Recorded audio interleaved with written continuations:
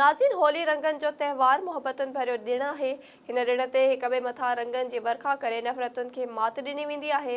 सखर, रोहिड़ी, कंधड़ा, सालियापट ऐं वनो आख़िल समेत ॿियनि नंढनि वॾनि शहरनि में होलीअ जो त्यौहार हिंदू धर्म पारां वॾे जोश ऐं जज़्बे सां मल्हायो पियो वञे। उन ई हवाले सां सखर मां अचो त ॾिसूं था एडी घुञो जी हीअ रिपोर्ट। सिंधड़ीअ जे सींध में रंगनि भरी राति, होली ऐं बारात ॿई सहेलियूं सूंह जूं। सखर, रोहिड़ी, कंधड़ा, सालियापट ऐं पनुआकिल समेत ॿियनि नंढनि वॾनि शहरनि में सिंध जी मज़हबी रवादारी रंगनि जो त्योहार होलीअ जो ॾिणु वॾे जोश जज़्बे ऐं वलवले सां मल्हायो पियो वञे।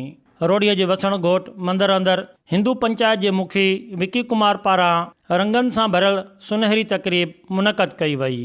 दिलि खे वणंदड़ ख़ुशीअ जे लम्हनि दौरान रंगनि में मलबूस हिंदू कम्यूनिटीअ जे माण्हुनि पंहिंजे ख़ुशियुनि जो इज़हार कुझु हिन रीति कयो। होलीअ जो ॾींहुं असां जेके बि सनातन धर्म सां वास्तो रखंदड़ जेका बि हिंदू बिरादरी आहियूं, तमामु वॾो ख़ुशियुनि सां जोश जज़्बे सां वॾनि सां नंढनि सां ॿारनि सां मल्हाईंदा आहियूं। अॼोके ॾींहं ते नरसिंह भॻवानु हरणाकश खे मारे ऐं प्रहलाद भॻवान जी रक्षा कई।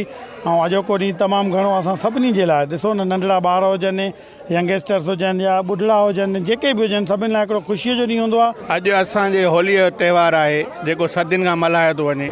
इहो अॼु हक़ ऐं सचाई फतेह जो त्यौहार आहे। अॼोके ॾींहं ते नरसिंह भॻवानु हरणाकश पापीअ खे मारे करे प्रहलाद भॻत जे हक़ सचे आवाज़ खे जेको आहे सो टेको ॾिनो ऐं उनजो जेको आहे सॼी दुनिया में इहो कयो। इन करे असां मोहबत रंगनि ख़ुशियुनि जो इन सां इज़हार कंदा आहियूं, मिठाइनि माल सां कंदा आहियूं। हर कंहिं पंहिंजूं वाधायूं बिरादरीअ में गैर बिरादरीअ में सभु असां हिकु जहिड़ा मिट माइट सां मिलंदा आहियूं। अॼु जो होलीअ जे ॾींहं ते ज़ात पात जो भेदभाव न रखंदे असां हिंदू भाइर सभु सिख ईसाई जेके बि आहियूं हिते ख़ुशियुनि जे ॾींहं में सभु गॾु थींदा आहियूं। ऐं घरनि में जेके बि आहिनि माताऊं भेनरूं ऐं जेके दोस्त ॿार नंढनि सां मिली करे असां जेको आहे दरबारुनि में ॿाहिरि घुमी फिरी करे मौज सां मस्ती वठंदा आहियूं, हिक ॿिए खे ख़ुशियुनि जा रंग हणी करे ऐं इहो होलीअ जो त्यौहार मल्हाईंदा आहियूं।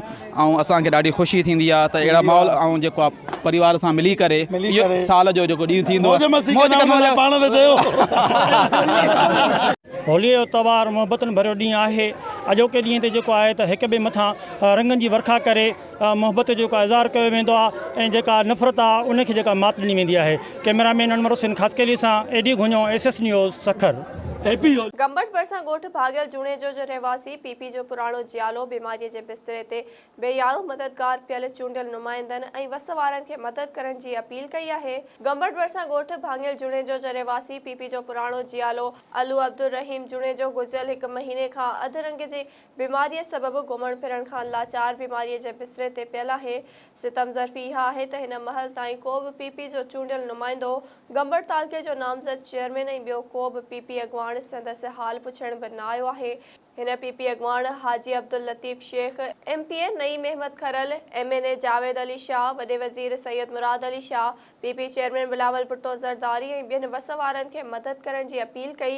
हिन चयो त मुंहिंजी माली सहायता कई वञे ऐं सरकारी ख़र्च ते इलाज करायो वञे त जीअं पंहिंजे बचण लाइ पंहिंजे पेरनि ते बीह रोज़गार करे सघां। टंडो आदम जे ॻोठ मजीद डेरो लॻ गुज़िरियल 2 मार्च ते मल्हा बिरादरी ऐं मलूखानी बिरादरीअ में मामूली ॻाल्हि तां ज़ख़्मी थियल मोहम्मद शरीफ़ मलूखानी कराची जे अस्पताल में ज़ख़्मनि जा सूर नसंदे फ़ौत थी वियो। फ़ौती मोहम्मद शरीफ़ मलूखानीअ जे फ़ौत थियण जी इतला ते अॻूणो सूबाई वज़ीर PPMPF फराज़ डेरो कराचीअ जे अस्पताल पहुची वारिसनि सां हमदर्दीअ जो इज़हार कंदे खेनि पुरअमन रहण जी हिदायत कई। जॾहिं त फ़ौतीअ जो मढ़ कराचीअ खां टंडो आदम तालके अस्पताल आंदो वियो, जिथे पोस्टमार्टम ऐं ज़रूरी कार्रवाई बाद लाश वारिसनि हवाले कयो वियो। जॾहिं त फ़ौतीअ जे घर में कोहराम मची वियो। फ़ौतीअ जे वारिसनि इल्ज़ाम हणंदे चयो त असां मलूखानी धुर जा 4 माण्हू पुलिस गिरफ़्तार कया आहिनि, पर मल्हा बिरादरीअ जा पुलिस माण्हू गिरफ़्तार न करे रही आहे। 6 सालनि खां तकरार हलंदड़ आहे। केतिरा ई भेरा फ़ैसिला बि थिया आहिनि, पर उन बावजूद को बि हल नथो निकिरे। असां सां इंसाफ़ कयो वञे। असांजे केस में मुख्य जवाबदार जो नालो शामिल नाहे कयो वियो, जेको सरासर ज़ुल्म आहे। वाज़ रहे त गुज़िरियल 2 मार्च बमाश वारे ॾींहुं ॻोठ मस्जिद ॾेरो लॻ रस्ते ते केले जा पन रखण तां मल्हा ऐं मलुखाणी बिरादरीअ में झेड़ो थी पियो हो, जंहिंमें रोशन मल्हा ऐं उर्स मल्हा फ़ौत थी विया हुआ, जॾहिं त ॿिन्ही धुरियुनि जा 6 ॼणा ज़ख़्मी थी पिया हुआ, जिन मां वधीक हिकु ॼणो अॼु फ़ौत थी वियो। क़तल थी वियलनि जो अंग वधी 3 थी वियो आहे। सरहाड़ी वापारी यूनियन अॻुवाण हुबदार अली ज़रदारीअ जी अॻुवाणीअ में फूड इंचार्ज सरकार मक्सी पारां कणक में खुर्द बुर्द करण ऐं कणक में मिटी मिलाए खोट पूरी करण वारे अमल ख़िलाफ़ हंगामी इजलास करायो वियो, जंहिंमें शहर जे कारोबारी माण्हुनि सेठ जमशेद राजपूत, रज़ाक कीरियो, इमाम अली मशोरी, पीटीआई अॻुवाण मुर्तज़ा जमाली ऐं ॿियनि शिरकत कई। अॻुवाणनि ॻाल्हाईंदे चयो त फूड इंस्पेक्टर सरकार मक्सी पंहिंजी करप्शन लिकाइण ख़ातिर कणक में मिटी ऐं वारी मिलाए इंसाननि खे कणक जे रूप में ज़हर खाराए रहियो आहे, जंहिंजा सबूत ख़ुराक खाते ताईं रसाइण बावजूदि को बि खड़तेल नाहे निकितो, जे ख़िलाफ़ सुभाणे शहर जे चाकर चौक ते सख़्तु एहतिजाज कयो वेंदो। अॻुवाणनि पारां सुभाणे समूरा कारोबारी दुकान बंदि रखी एहतिजाज में शिरकत लाइ दहल वॼाए शहर में ऐलान कयो वियो, जंहिंमें शहरियुनि खे सख़्तीअ सां पाबंद कयो वियो त दुकान बंदि रखी शहर जे चाकर चौक ते एहतिजाज में भरपूर शिरकत कनि।